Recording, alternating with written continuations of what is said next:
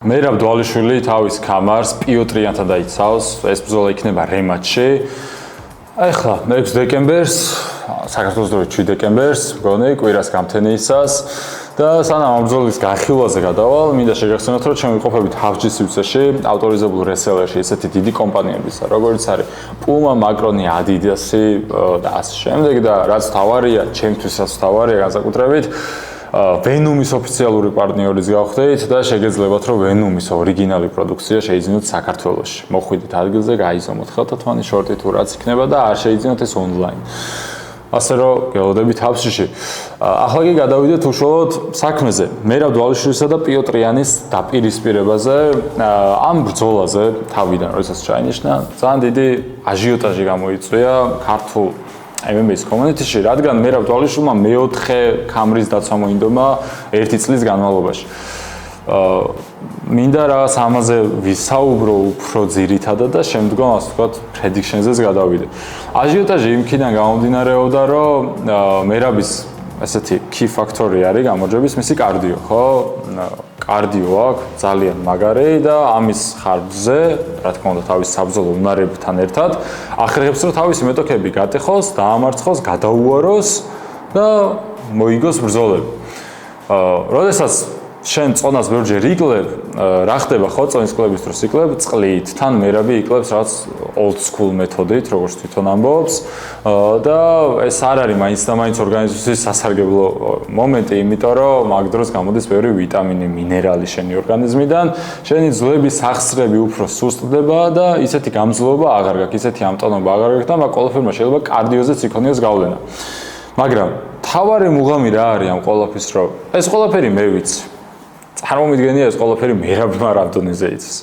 ანუ მე თუ ამას ვიაზრებ და რაღაც MMA-ის საზოგადოება ამას იაზრებს, დარწმუნებული ვარ, რომ მერაბი ამას 10 ჯერ უფრო კარგად იაზრებს, კარგად იაზრებს სასწორზე რადევს და შესაბამისად თუ იგი ამბობს, რომ ამ ბრძოლისთვის მზად არის და უნდა რომ ეს რაღაც რეკორდიც დაამყაროს და 1 წელიწადის განმავლობაში 4 ჯერ დაიცვას კამარი, ანუ ეს ანუ მერაბი ამ ბრძოლისთვის მზად არის და ანუ ის მას გააკეთებს.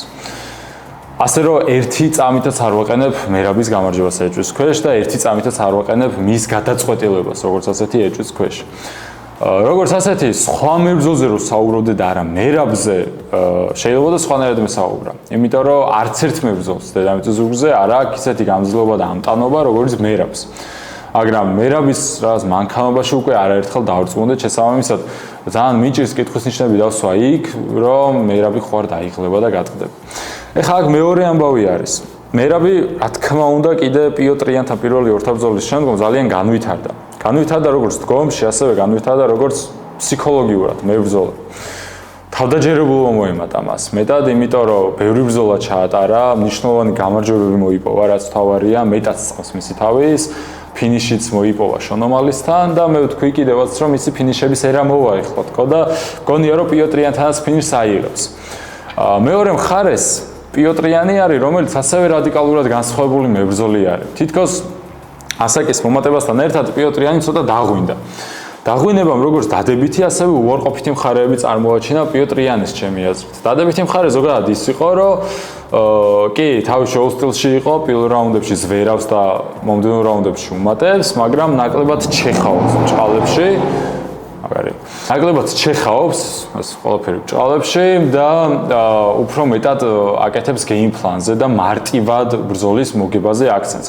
უფრო მეტად ჩართავს ჭიდაობას, უფრო მეტად აკეთებს აქცენტს იმაზე, რომ ქულები აკრიფოს და არა ნოკაუტით მოიგოს ბრძოლა. ცდილობს, რომ ნაკლები ზიანი მიიღოს და ასე შემდეგ. ეს ყველაფერი ხო პიოტრიანისთვის მოითხოვს მეტ ფიქს და მეტ ინერტულობას და რაც უფრო ინერტული იქნება იგი მერაბის წინააღმდეგ, ჩემი აზრით ეს ცუდი იქნება იანისთვის. იმიტომ რომ რაც უფრო მეტ დროს მისცემ მერაბს საფიქრელად, მით უფრო ბევრ რაღაცას მოგიმზადებს, მით უფრო მეტ მარჯვენას გაგიტარებს, მით უფრო მერჯე შემოვა ფეხში, მით უფრო აგრებს. მერაბის რო დაამარცხო ისევ რა ვიცი, ან რაღაც ძალიან მაგარი ჯიუჯიტსუ უნდა კონდეს, რომ პარტერში რო გადაგიყვანს, გახლართო, რაც პიოტრიანს არ აქვს, ან ძალიან მაგარი ტემპით უნდა შეგეძლოს 5 რაუნდის განმავლობაში, ანუ მაგარი ტემპიც უნდა კონდეს, ტემპად და კარდიო უნდა კონდეს ამ ძალიან მაღალი ტემპისთვის და კაი, ტემპი შეიძლება კონდეს პიოტრიანს, მაგრამ ეგ ტემპი რამდენი ხანი? 1 ან 2 რაუნდი, ან 5 რაუნდი ნამდვილად ვერ იქნება. ხო, შესაბამისად ამ ტემპს რო დააგდებს, საერთოდ მერაბისთვის რაღაც გზაკვალის არევა ძალიან გაუჭირდება ჩემი აზრით. ვფიქრობ, რომ ფინიშის პოვნა ამ ბრძოლაში უფრო მეტად უნდა მოახერხოს მერაბ დვალიშვილმა. TKO-ი გამარჯვებაზე ვფიქრობ, მერაბ დვალიშვილზე ამ კონკრეტულ შემთხვევაში, რაღაც მე-3-4 რაუნდისკენ, მაგრამ ნახოთ, თავარია გამარჯვება, თავარია მოგება. და დიდი იმედი მაქვს რომ მერაბი მეოთხედ დაიცავს 3 წელიწადის განმავლობაში თავის კამარს, დაწერს მორიგ ისტორიას, ასე ვთქვათ და უკვე, რა ვიცი, არ ვიცი რა, ქართველი მებრძოლებისთვის იმედად გაიზარდა ეს თამასა, რომ არ ვიცი, ახალი თაობის ქართველმა მებრძოლებმა რა უნდა გააკეთონ, რომ მერაბისნაირი და ილიასნაირი დატოვებული მემკვიდრეობა რაღაც უფრო გაუმჯობესონ და ეს ქართული საზოგადოება რაღაც უფრო გააკვირვა. დაეკიდე უფრო დიდი მწვერვალები დაიპყრონ მას და დაეკიდე უფრო გაგვიკოლონ გზა ახალგაზრდა MMA-ის თაობას. წარმატებები მერაბს ამ ბრძოლაში, დარწმუნებული ვარ, რომ მოიგებს ამ ბრძოლას მას და მთელი საქართველოს უგულშემატკივრებთ მას.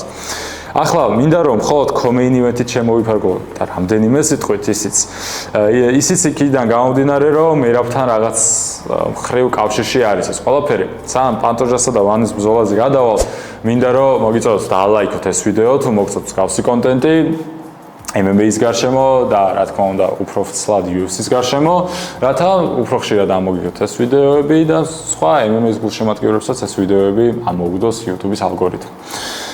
პანტოჟასა და ვანის ბრძოლაზე, ჩემი აზრით, პანტოჟა ძალიან დიდი ფავორიტი უნდა იყოს, არ ვიცი, ბუკმეიკერები რას ფიქრობენ, არც ნახულობ ხოლმე მაგას, იმიტომ რომ ბუკმეიკერები ხანდახან ძალიან უაზრო კოეფიციენტებს წერენ.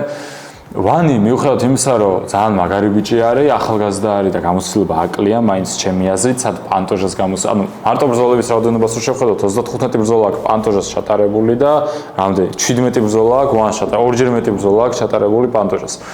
და ამ ბრძოლის ხარისხსაც ხო გააჩნია პანტოჟას გაცილებით მაღალი დონის მებრძოლებთან აქ ეს ბრძოლები ჩატარებული და ვანს შედარებით რაღაც სლაბებთან ასე რომ ვთქვათ.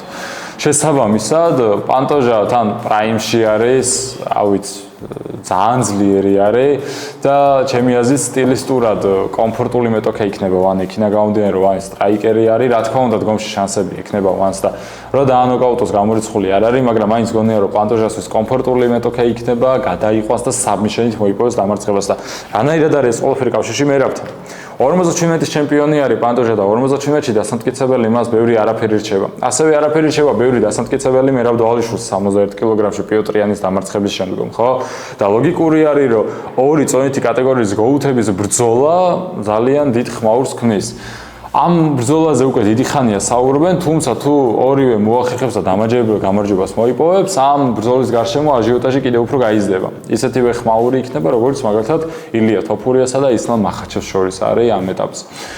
და ნახოთ რა იქნება, ჩემი აზრით პანტოჟაც და მერაბიც გამარჯვებებს ამოიღებენ და საინტერესო არის თუ ვიხილავთ ოდესმე ამ ორ წონითი კატეგორიების გოუთებს შორის ორთა ბრძოლას და კიდევ ერთხელ რა ვიცი, წარმატებები მერაბს თუ ეს ბრძოლა შედგება.